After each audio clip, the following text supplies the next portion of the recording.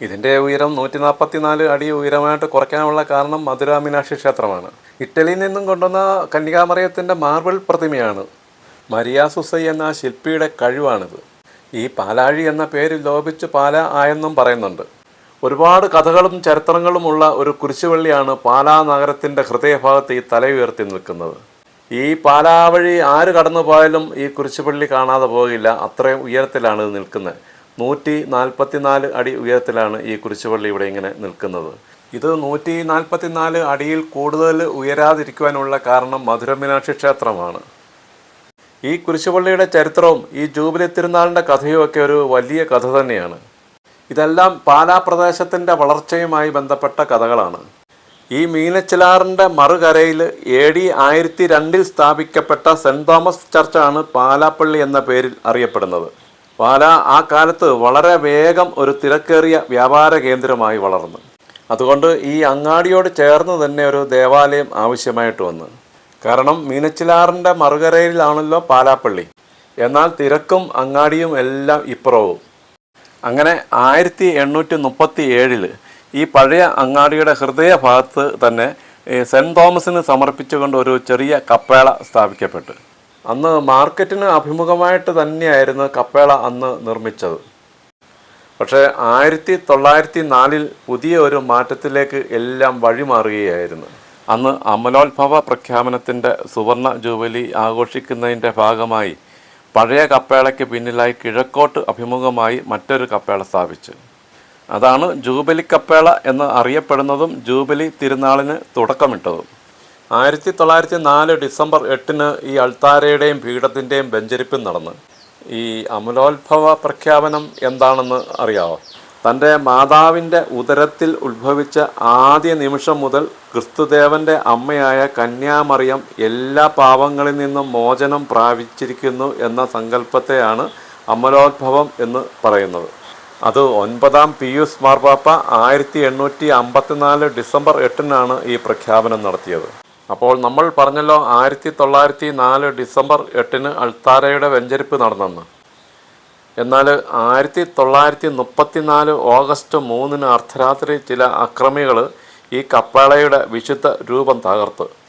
അങ്ങനെ അത് തകർത്തതിന് ശേഷം സ്വാതന്ത്ര്യ സമര സേനാനിയും പാലാ മുൻ മുനിസിപ്പൽ ചെയർമാനുമായിരുന്ന ജോർജ് തോമസ് കോട്ടകപ്പള്ളിയുടെ അഭ്യർത്ഥന പ്രകാരം ഇറ്റലിയിൽ നിന്നും പരിശുദ്ധ കന്യാമറിയത്തിൻ്റെ ഒരു മാർബിൾ പ്രതിമ കൊണ്ടുവന്ന് ഇവിടെ സ്ഥാപിച്ചു. അതാണ് നാം ഇന്ന് കണ്ടുകൊണ്ടിരിക്കുന്ന കന്യാമറിയത്തിൻ്റെ പ്രതിമ. കാലക്രമേണ പഴയ കപ്പേള ബലഹീനമായി.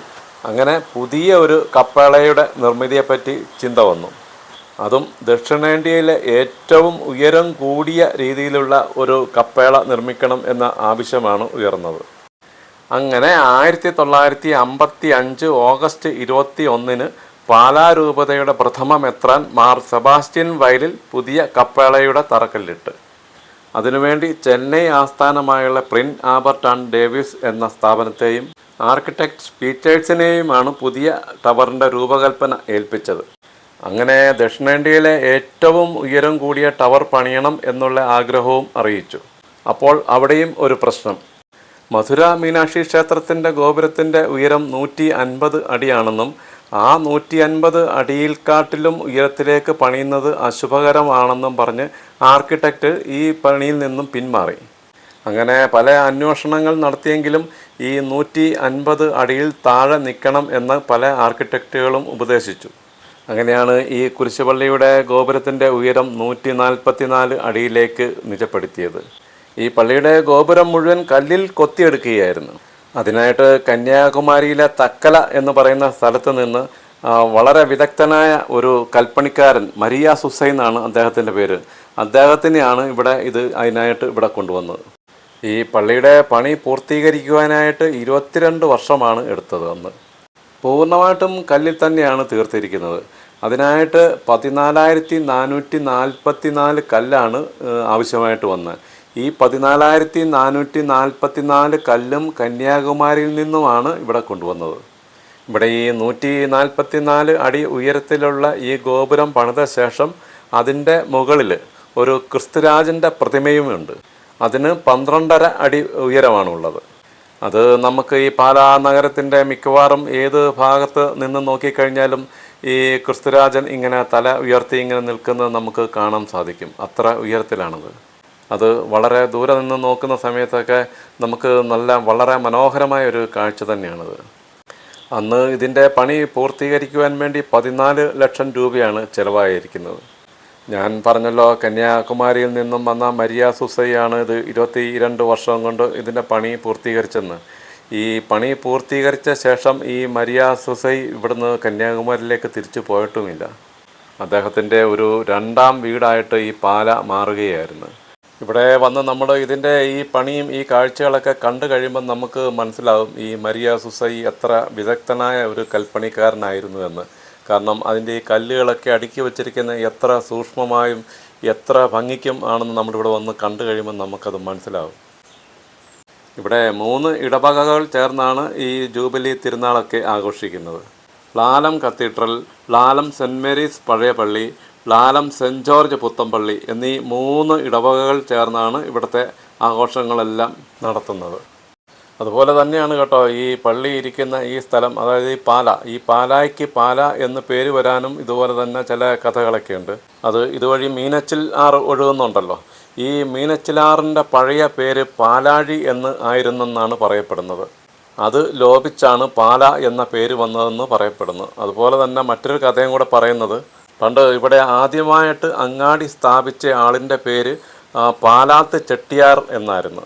അപ്പം അദ്ദേഹത്തിൻ്റെ സ്മരണാർത്ഥമാണ് ഈ പാലാത്ത് ചെട്ടിയാർ എന്ന ആ പേരിൻ്റെ പാല എന്ന് വന്നെന്നും പറയപ്പെടുന്നുണ്ട്. ഇവിടെ ഒരുപാട് മലയാള ചലച്ചിത്രങ്ങളുടെയൊക്കെ പശ്ചാത്തലമായി മാറിയ ഒരു സ്ഥലമാണ് ഈ പാലായും അതിനോട് അനുബന്ധിച്ച് ഈ കുരിശുപള്ളിയും. ഒരുപാട് ചലച്ചിത്രങ്ങളിൽ കാണാം ഈ പാലാ കുരിശുപള്ളി ഇങ്ങനെ ഉയർന്നു നിൽക്കുന്നത്. ഇനി എപ്പോഴെങ്കിലും നിങ്ങൾ ഈ പാലായിൽ കൂടെ കടന്നു പോകുമ്പോൾ, അല്ലെങ്കിൽ ഈ പാലാ കുരിശുപള്ളിയിൽ ചെല്ലുന്ന സമയത്ത് ഇത് നിർമ്മിച്ച ഈ മരിയ സുസൈ എന്ന ഈ ശില്പിയുടെ കഴിവ് എത്രമാത്രമാണെന്നൊന്ന് നോക്കണം. അത് അറിയുവാൻ വേണ്ടി അവിടെ ഈ കല്ലുകൾ അടുക്കി വച്ചിരിക്കുന്ന മാത്രം ഒന്ന് നോക്കിയാൽ മതി. അദ്ദേഹം എത്ര വലിയ ഒരു ശില്പി ആയിരുന്നു എന്ന് നമുക്ക് മനസ്സിലാകും. 1977 ഡിസംബർ 7-നാണ് നമ്മളിപ്പോൾ കാണുന്ന ഈ രീതിയിൽ ഈ കുരിശുപള്ളിയുടെ പണി പൂർത്തിയായത്. ഇവിടെ ജൂബിലി തിരുനാൾ നടക്കുന്നത് ഡിസംബർ 1 മുതൽ 9 തീയതി വരെയാണ്. അതിൽ തന്നെ ഏറ്റവും പ്രധാനപ്പെട്ട ദിവസങ്ങൾ 7-ഉം 8-ഉമാണ്.